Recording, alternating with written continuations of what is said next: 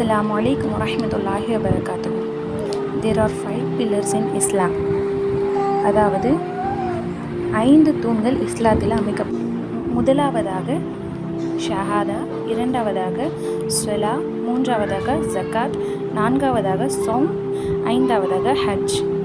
அதாவது ஷஹாதா, லா இலாஹ இல்லல்லாஹ் முஹம்மது ரசூலுல்லாஹி ஸல்லல்லாஹு அலைஹி வஸல்லம், அதாவது வணங்குவதற்கு தகுதியானவன் அல்லாஹ்வை தவிர வேறு யாரும் இல்லைன்னு சொல்லி மனதால் நம்ம ஈமான் கொண்டது.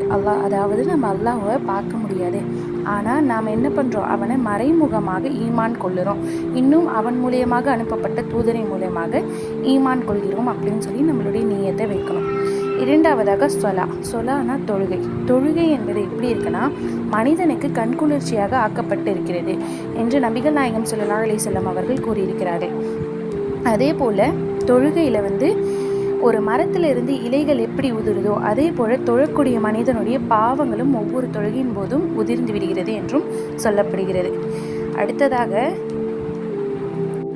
அடுத்ததாக பார்த்தீங்கன்னா ஜக்காத் அப்படின்றது இஸ்லாத்தில் ஒரு அபராதமாக கருதப்படாது. ஏனென்றால் நாம் கிட்ட இருக்கிற பொருட்களுக்காக நம்ம என்ன பண்ணுறோம், அல்லாஹ்வுக்கு நன்றி செலுத்தக்கூடிய விதமாக மற்றவர்களுக்கு நம்மளால் முடிந்த சதகாவை சேரும். இதற்கு பேர் தான் ஜக்காத். இது ஒரு அபராதம் கிடையாது. இதுவும் நம்மளுடைய மனதால் நம்பணும். இன்னொரு விஷயம், தொழுகையும் இன்னும் ஜக்காத்தும், இது ரெண்டின் மூலியமாக தான் நம்ம அதிகமாக அல்லாஹு தாலாவை அடைய முடியும். ரொம்பவும் நெருக்கமாக அல்லாஹ்கிட்ட நம்மளால் போக முடியும் அப்படின்னு சொன்னால் இந்த 2 விஷயங்களை நம்மளுடைய லைஃப்பில் அதிகமாக செய்யணும்.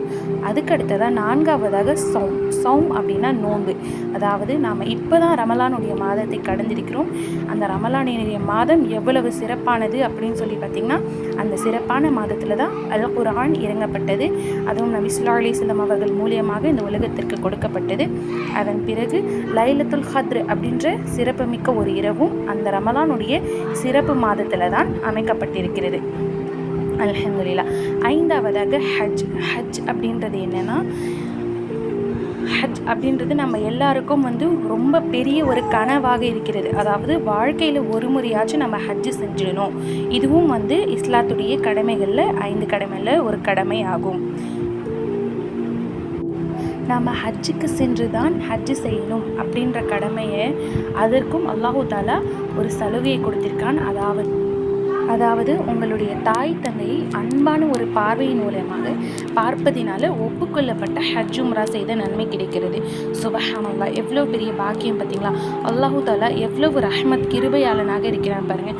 நம்ம மேலே எவ்வளவு அன்பு காட்டுறான், எவ்வளோ ரஹ்மத் பொழிகிறான் பாருங்கள். இவ்வளவு சலுகைகளை அல்லாஹு தாலா இது கொடுத்துருக்கான். இந்த இஸ்லாத்தினுடைய 5 தூண்களை நாம் அதிகமாக இந்த 5 விஷயங்கள் ஒரு மனிதன் இடத்துல அடிப்படையான 5 விஷயங்கள் யார் இடத்துல பின்பற்றப்பட்டதோ அவங்க நிச்சயமாக வெற்றியாளராக கருதப்படுவார் இன்ஷா அல்லாஹ் என்று நாயகம் ஸல்லல்லாஹு அலைஹி வஸல்லம் அவர்கள் கூறியிருக்கிறார்கள். இன்ஷா அல்லாஹ் நம்மளுடைய வாழ்க்கையில் இதை அதிகமாக கடைபிடிக்கணும்னு சொல்லி ஒவ்வொருவரும் நியத்து வச்சுக்கோங்க. அஸ்ஸலாமு அலைக்கும் வரஹ்மத்துல்லாஹி வபரகாத்துஹு.